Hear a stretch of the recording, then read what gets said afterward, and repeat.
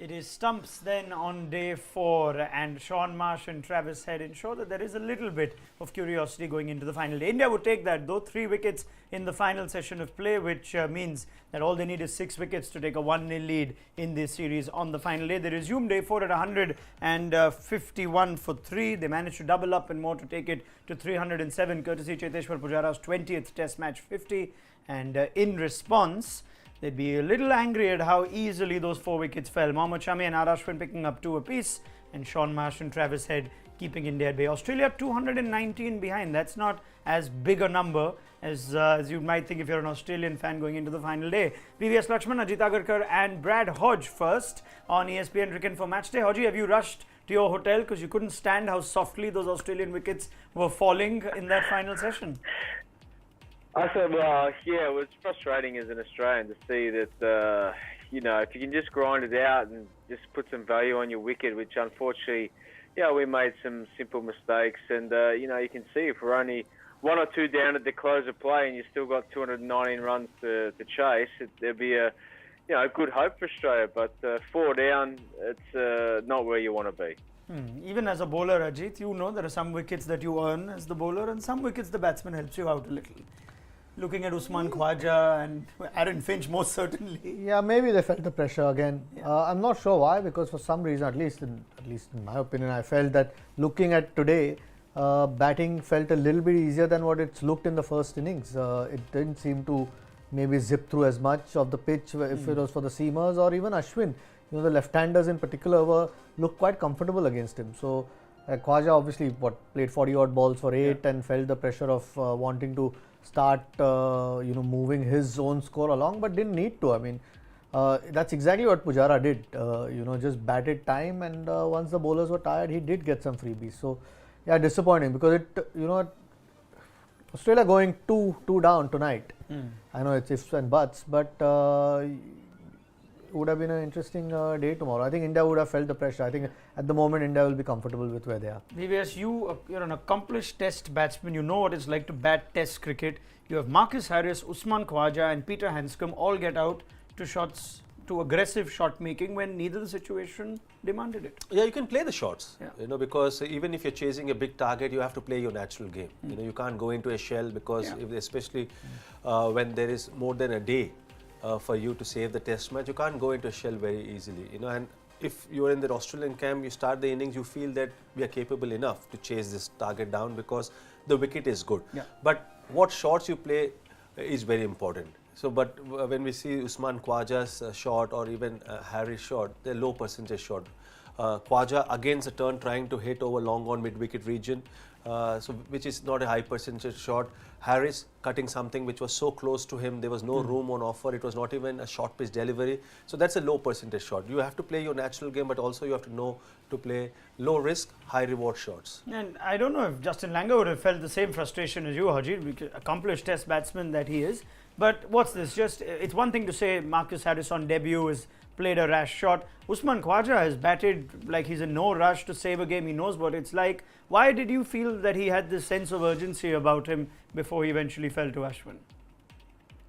Look, I think it may have just been a build-up of pressure in Usman's mind. I think, maybe he may have assessed what he did in the first innings and, he chewed up a lot of balls in the first innings and maybe, he thought long and hard about it overnight that he wants to play a more aggressive approach. But, for Usman, I don't think being aggressive towards the spinners where he hasn't had great success over the past would have been the way to go. I would have thought if he wanted to push in attacking mode, it would have been against the quicks. But look, they're an inexperienced side. Usman not so much, but Marcus Harris just more about choice actually. Just not even execution, was just the building up of pressure of the Indian bowlers who have bowled particularly well actually. I mean the execution of just not allowing the Australian batsmen to hit boundaries or rotate the strike it's just built up too much pressure and they succumb to it. You would give the Indian bowlers a fair amount of credit too?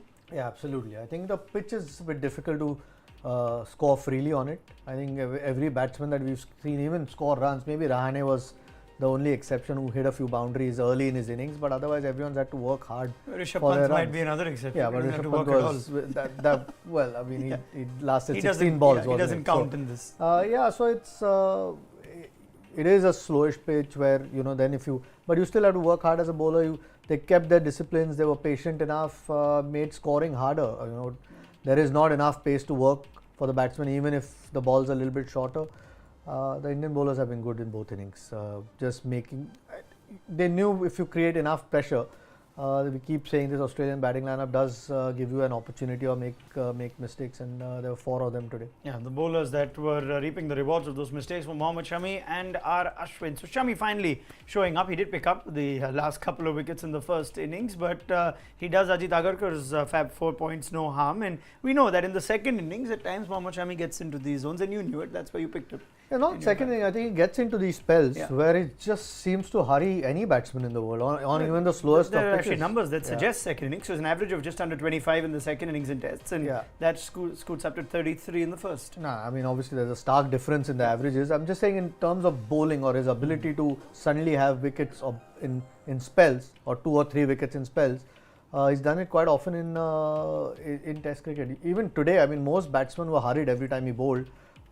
And just ambles in almost, and is consistently good 140s, between 140 145 consistently. So and doesn't give you much room. Bowls quite straight. No, I think that's the ability that he has. Bowls a lot of wicket taking balls consistently in Test cricket. He's an enigma, VVS, because sometimes he doesn't look like a bowler who's going to take a wicket at all. Sometimes he's a bowler who looks like he'll take a wicket every ball. Yeah, it's all boils down to discipline, because there have been times he's very skillful, one of the most talented bowlers you will come across, upright wrist position, majority of the times the ball lands on the seam, but it's about discipline, it's about not being wayward. And I think when it does get the ball to reverse swing, which happens more often when he bowls in the second innings, because invariably the wicket gets worn out, the ball will get worn out very quickly as well. And so he's a great exponent of reverse swing, because as Ajit mentioned, he bowls very straight.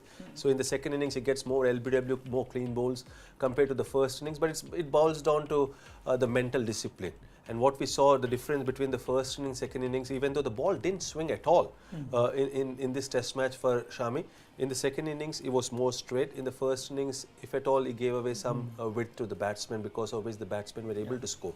But it boils down to his mental discipline, and he's a wicket-taking bowler. And he's someone who can also bowl long spells, which is very, very important if you are putting pressure on the batsman. Discipline is something Marcus Harris might need to look at. Haji, now 2 very good-looking 26s on debut for Marcus Harris, batted about 50 balls in either innings, and then just that kind of shot. What would you want to tell Marcus Harris after his first test? Because there seems to be a fair bit of promise, and then he just finds a way to get out. Yeah, it's unfortunate. I think that it's probably just a simple case of where, he just lacked a little bit of concentration and knowing what's needed or required at the Test match level. That that single-minded concentration needs to extend for 5 to 6 hours, like Pujara did. So that's probably something which he can tighten up in. He was probably just a young kid playing his first Test match, looks up on the scoreboard and thinks 25, 26 is okay. Just starting to feel comfortable, but the relentless pressure of such a good Indian attack doesn't allow you to relax for 1 minute, and he'll probably just reflect on that. And it was a pretty expansive shot. There was a loose outside the off stump, but Mohammad Shami, I think, really dragged him into that dismissal. But quality bowling. Now let's speak a little bit about Shaun Marsh too. There are enough Australian batsmen that have, you could say, a point to prove. I know there are a lot of Australian journalists who are after Shaun Marsh's recent record and why he still keeps a place in this team. Nice little start to his innings. We know he played top innings for Western Australia at the Adelaide Oval recently, and he can bat. He can bat long. He's good against the off spin. This an important innings for Shaun Marsh, and he's the key going into the final day for Australia. Well, it's a massively important innings. There was a stat I think that got brought up that he's the last batsman since, I think it was 1908, that has scored the most dismissals below 10 consecutively in Test match cricket. So, I guess his scrutiny is on his position. But all in all, I think he looked tremendously comfortable today. I thought he played Ashwin well. I thought he played the Cricks well. So, he's one of them guys that if he can just find his way past 10, then he'll go on and score freely and score well. But he definitely needs to finish this Test match off well. If not, try and take Australia to a victory. And you saw that those numbers there. He averages 81 against off spin in Australia, VVS. So if Ashwin is the key on the final day, they've got their best batsman arguably against that off spin to handle it. And unlike Khwaja, he never really looked unsettled or scratchy. Once he got through those first few balls, he seemed quite comfortable. I think he's the best player of spin bowling as far as this Australian batting lineup is concerned. When Steve Smith comes in, he's much better. Yeah. He's probably one of the best in world cricket. But he's got the technique, and the good thing is he trusts his defence. And when he plays with soft hand. He's got the ability to also rotate the strike, uses his feet. So he's got all the ingredients to play spin bowling well. Whereas the reputation Usman Khwaja has is a good player of fast bowling, but not against spin. And this is something which I discussed with a lot of the Australian greats, and they felt that he's excellent timer of the cricket ball, and he gets into good position when he plays against the fast bowlers. Against spin, he doesn't have the ability to rotate the strike, and that is so important. And one of the reasons why he was forced to play that loose shot of Ashwin, because he was not able to rotate the strike and he was stuck. So I think Shaun Marsh is fantastic, and I agree totally with Brad, because I've played against Shaun Marsh. I've seen and followed his career. He's a very, very shaky, tentative starter, very nervous, but once he gets his eye in, he's one of the most talented batsmen you can see. And when your situation or your position in the team is on the line, this is a perfect opportunity for him to go out there and do something special for his country. Now, if Ashwin is to be the man to dislodge the rest of this Australian batting, there is a challenge before him too. He anyway has his own point to prove about performances outside the subcontinent. In Test this year, the average shoots up. Unlike Mohammad Shami, he's the complete opposite. Very good first innings average of just under 20. In the second innings, he tends to taper off. Strike rate of nearly 79 and an average of over 33. Not sure how that explains our Ashwin, Ajit. Yeah, not sure actually. I mean, obviously there's some test away from India in England and South Africa. Strange one really. You would expect him to bowl better in the second innings. As the pitch in the table wears off and first, whatnot. can't explain it. I'm trying to think on the top of we're my thinking head. we're thinking of Southampton. There's one test where he bowled a lot without much and success. that pitch did help as well. Yes. I think he was carrying a little bit of a niggle in that second innings, which didn't help his cause. But you would expect him to bowl better in the second innings. Hopefully tomorrow is the day where he proves it. Okay, we got some fan questions too.